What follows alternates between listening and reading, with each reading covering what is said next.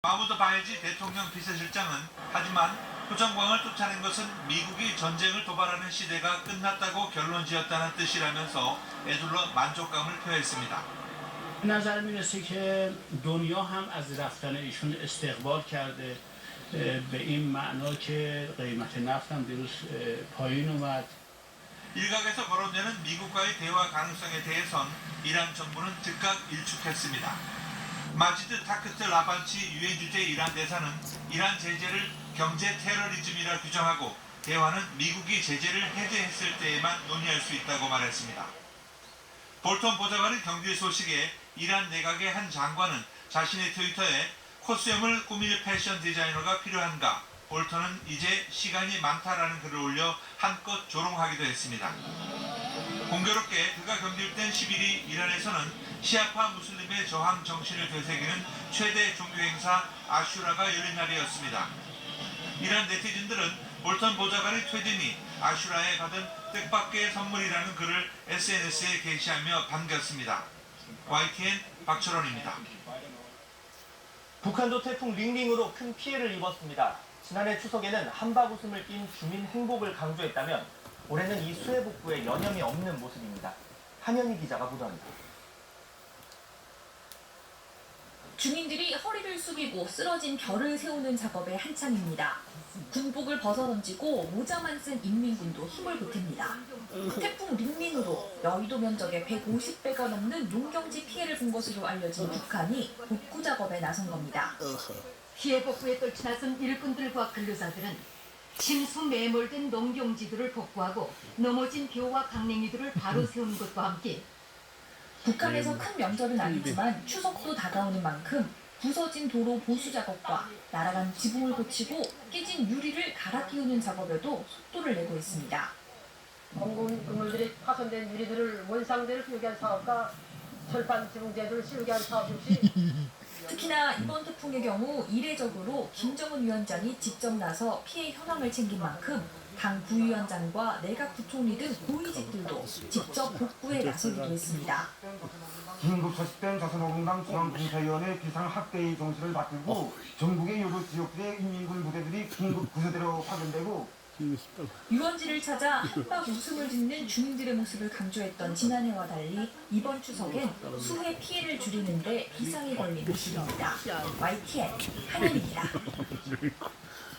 정부가 북한을 다녀온 적이 있는 사람의 미국 비자 신청을 지원하기 위한 방북 승인 확인서 발급 제도를 시행한 지 약 한 달 만에 실제로 200여 건의 발급이 이루어진 것으로 집계됐습니다.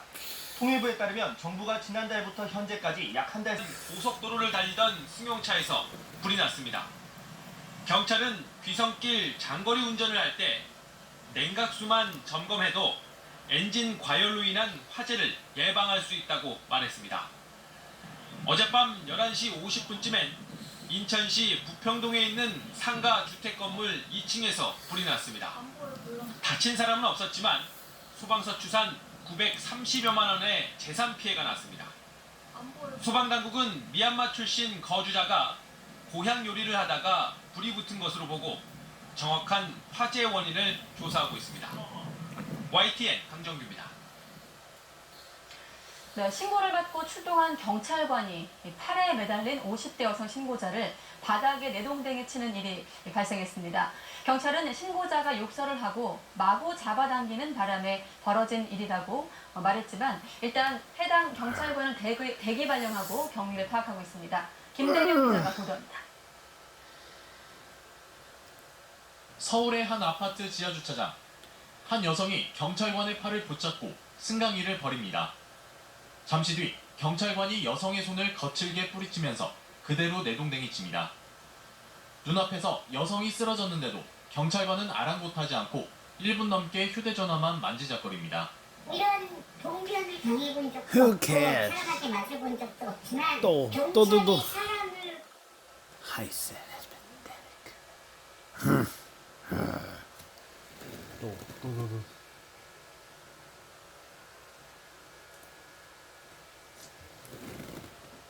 경찰관이 휴대전화를 빼앗았다고 주장했습니다.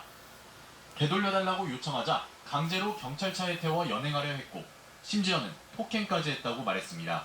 그 저를 왜 경찰서에다가 실으려고 했는지 모르겠고 이게 경찰인가 아니면 정말 경찰에 가자만 다른 사람이 와서 나를 순간 그런 생각이 들어갖고 이에 대해 경찰은 A씨가 이전부터 비슷한 사안으로 수시로 경찰에 신고를 해왔고 사건 당일에는 욕설과 함께 경찰관의 팔을 잡아당겨 제지하는 과정에서 벌어진 일이라고 설명했습니다. 해당 경찰관도 단순히 팔을 빼려다 벌어진 일이라고 해명한 것으로 알려졌습니다. 경찰은 해당 경찰관을 대기 발령하고 수사 결과에 따라 징계 여부를 결정할 방침입니다. YTN 김대겸입니다. 네, 조국 장관 주변을 둘러싼 수사가 전방위적으로 진행되고 있는 가운데 조 장관이 검찰 개혁 작업에 속도를 내고 있습니다. 법무부와 검찰 간에 보이지 않는 전쟁이 시작이 됐다 이런 얘기도 흘러나오고 있는 상황이고 또 정치권에선 조국 장관 임명을 놓고 여전히 대치가 계속되고 있습니다. 이른바 조국 전국 2라운드 연휴 기간 추석 여론전 짚어보도록 하겠습니다. 최진 대통령 리더십 연구원 원장, 또 노동일 경희대 법학전문대학원 교수 두 분과 함께하겠습니다. 안녕하십니까? 안녕하세요. 네, 이른바 조국 대전 2라운드. 잠시 추석 연휴 앞두고 숨고르기, 전반적으로 보면 좀 숨고르기라고 볼 수 있고 여당은 좀 연휴 이후로 전국 돌파를 시도할 것으로 예상이 되는 상황이고 야당은 연휴 기간에도 좀 공세를 이어갈 것으로 큰 틀에서 이렇게 볼 수 있는데 자 여야 각각 이번 연휴를 어떻게 좀 활용할 수 있을 거라고 보십니까? 일단 여당 입장에서는 전방위적으로 민생 행보라고 가속화할 거라고 봅니다. 네. 조국 이른바 대전 2라운드라고 말씀하시는데 거의 지금 2달에 입각하고 있거든요. 그렇기 때문에 국민들이 점차 식상하지 않겠느냐. 그래서 이제는 추석 밥상 위에서 민생이라는 그런 어떤 민생 문제를 올려놓자라는 것이 이제 여당의 전략 같고요. 네. 야당 입장에서는 당연히 지금 법무장관 이후로 최근에 조국의 어떤 사태들이 수그러들기는 커녕 오히려 확산되고 있는 거 아니겠습니까? 네. 이 확산되고 있는 훨씬 더 좀 확대시키는 것이 야권으로서는 최대 전략이라 그래서 아마 지속적으로 어떤 강화, 어떤 조국 대전 2라운드, 3라운드로 또 확전시키는 그런 전략을 구사할 거라고 봅니다. 네. 정치권에서 항상 중요시하는 게 추석 민심, 추석 여론이죠. 네.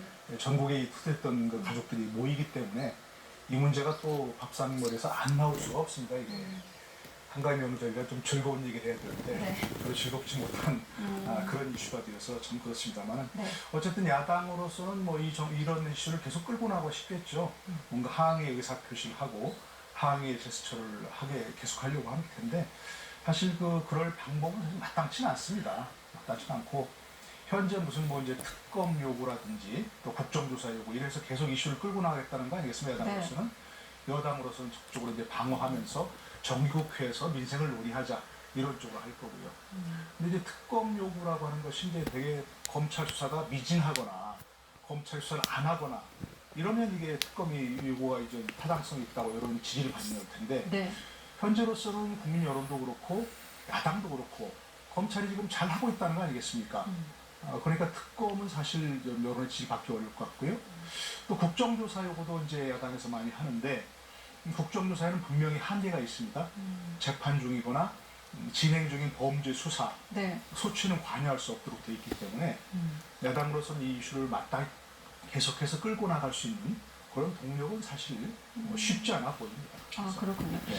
야당 입장에서는 지금 동력이 쉽지 않다고 말씀하셨는데 그렇다 보니 그 동력을 좀 살리기 위해서일까요? 황교안 대표 오늘 저녁에 1인 시위를 할 예정이고 또 그 바통을 이어받아서 나경원 원내대표도 추석 다음날 1인 시위 이어갈 예정인데 이런 어떤 수장들의 야당 대표들의 이런 여론전 어떻게 좀 평가하십니까? 그러니까 1인 시위는 어떻게 보면 이제 이현주 의원 삭발을 하면서 이제 촉발을 시켰지 않습니까? 이후에 자유한국당 의원들은 또 여성 의원이 삭발을 하게 돼요. 그다음에 이제 황교안, 나경원 의원 1인 시위가 이제 통해서 민심을 계속 불을 질러 나가는 건데 사실 지금 과거 역대 정부도 보면 추석 민심이라는 것이 꼭 항상 등장을 한다. 왜냐하면 한 해의 중간 부분에 있는 데다가 연휴 기간이 들어서 그 다음에 추석을 끝나고 나면 새로운 여론이 형성돼서 표출되거든요.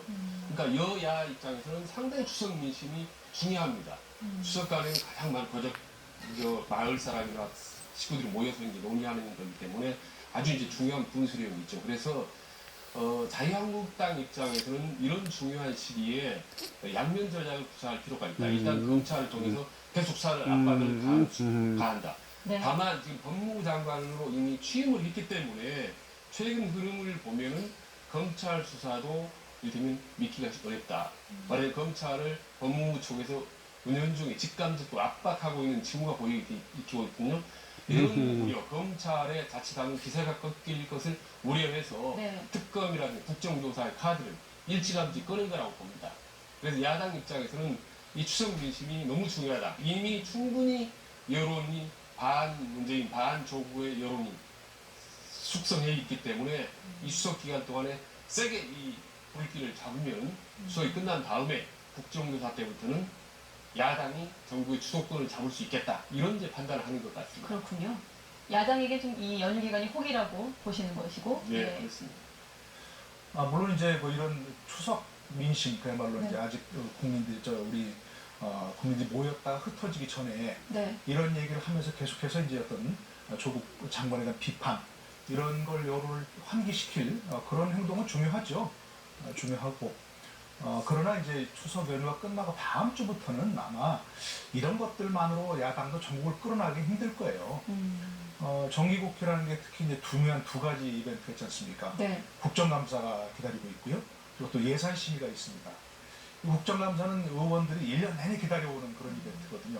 자신의 이름을 알릴 수 있고 네. 지역구 현안도 뭐 이렇게 질의를 통해서 이제 제기할 수 있고 그 예산심의는 행정부 예산심의 중요하지만 또 그걸 통해서 자신의 지역구 예산도 슬쩍 끼워넣을 수 있는 뭐 그런 기회가 되거든요. 네. 그러니까 다음 주부터는 아마 이런 연휴가 끝나고 나서는 야당도 계속 이런 쪽으로 끌고 나가기 힘들 거 아닌가 싶어요. 그렇다면 그래서. 추석 이후 이제 본격적으로 정기국회가 시작을 하고 활동을 할 텐데 조 장관 관련 이슈가 이렇게까지는 계속 정치권을 뒤덮지는 않을 것이다 이렇게 보시는 건가요? 네, 그렇습니다. 일단 취임을 했고 그래서 이제 법무부 장관이 조국 법무부 장관이 어떤 행보를 보이냐에 또 달라 있긴 한데 네. 계속해서 뭔가 의구심을 일으키는 좀 이따 얘기하겠습니다. 뭔가 법무부에서 대검을 접촉해서 예. 윤석열 총장을 배제하다든가 이런 식의 의구심을 보이는 행보를 보이지 않으면 일단 한숨 돌리고 한숨 고르는 그 여야가 그런 행보를 보이지 않을까 싶습니다. 저는 이제 조국 대전이 빨리 가라앉고 민생으로 돌아갔으면 좋겠다라는 어떤 당위성은 동의를 합니다. 네. 사실 국민들도 많이 식상한 국민들이 많을 겁니다. 그러나 그런 기대에도 불구하고 상황은 정반대로 돌아갈 거라고 봅니다. 지금 뭐 어제 오늘 사이에 그 신문만 보더라도 새로운 의혹들이 계속 불거져 나오고 있지 않습니까? 지금 과거 조국 법무장관 민정수석에 재직할 당시에 어떤 수사 외압 의혹, 모막 뭐 이런 부분에 대해서 뭐 유재수 전 현재 부산 부시장이고 이런 부분들, 그 다음에 윤총경 문제 이런 문제들이 계속 새로운 의혹들이 이제 불거져 나오고 있는 데다가 또 검찰과 법무부 간의 어떤 충돌 기미들 이런 부분들이 계속 언론을 장식하고 있습니다. 네. 이게 과연 쉽게 가라앉겠느냐. 그리고 또 하나 이제 더 큰 문제는 국정감사가 시작되면요, 국회에서 네. 시작되면 이때부터는 이제 본격적으로 조국 새 3라운드가 등장을 한다고 봅니다. 왜냐하면 각 해당 부처에 대한 국정감사를 실시하지 않습니까? 그러면 지금 조국 의혹과 관련된 부서, 이를테면 교육부라든지 법무부라든지 중소기업 관련 부서라든지 이런 부분에 대해서 자유한국당 의원들이 전방위로 세게 몰아붙일 가능성이 높거든요. 네. 근데 이 정국은 앞으로 여러 가지 저희나 여러 사람들 기대에도 불구하고 더 확산될 가능성이 높다. 우려를 하고 있습니다. 민생이라는 어떤 당위성에는 동의하시지만 예. 여러 가지 뭐 새로 불거진 의혹들 이런 것들을 좀 감안할 때 국정감사까지 좀 이런 논쟁은 번질 수 있다. 오히려 확산할 수 있다. 우려를 하고 있습니다. 그렇군요. 이 부분은 어떻습니까? 조국 장관 논란과 더불어서 나경원 원내대표, 또 장제원 의원 아들의 또 음주 사고 논란 여러 가지 또 정치인들의 자녀 문제가 불거지고 있는데 추석이 끝나고 나서도 이 문제가 같이 좀 뭉뚱그려서 조국 장관과 흘러갈까요? 이 부분은 어떻게 보세요? 이른바 이제 물타기인 건 확실하죠. 사실은 뭐 조국 장관의 뭐 딸 때문에 나경원 의원의 아들도 이제 제기된 것이고, 네. 마침 또 조국 장관 후보자 시절에 그렇게 매섭게 몰아붙였던 장제원 의원이 청문회가 끝나기 무섭게 아들이 그렇게 음주운전 사고를 일으켰기 때문에 너희들 아들 딸은 뭐 운전하냐 이런 식의 얘기가 되는데 분명히 물타기 맞는데 좀 구별해봐야 된다고 생각합니다. 이제 나경원 의원 아들 경우에 같은 경우는 물론 이제 얘가 이제 공부를 잘했다 이렇게 얘기 나오고 있지만 이건 공부를 잘하고 못하고의 문제가 아닌 거죠. 본질적으로 같은 문제 아니겠습니까? 부모의 어떤 커넥션을 통해서 다른 사람들은 전혀 누리기 어려운 불가능한 그런 기회를 가졌다. 네. 더더구나 그것도 서울대 어떤 연구실을 사용하는 그 청탁이 있었다. 본인이 나경원 의원 본인이 청탁했다는 걸 다 인정한 것이니까요. 네. 그런 데 봤을 때는 역시 조국 장관 후보자의 장관 딸의 얘기 나왔던 것처럼 공정성 문제가 분명히 제기되는 건 맞습니다. 네. 그건 맞기 때문에 그런 점은 이제 부모 청탁 그런 관련해서 본질적으로 같은 문제이기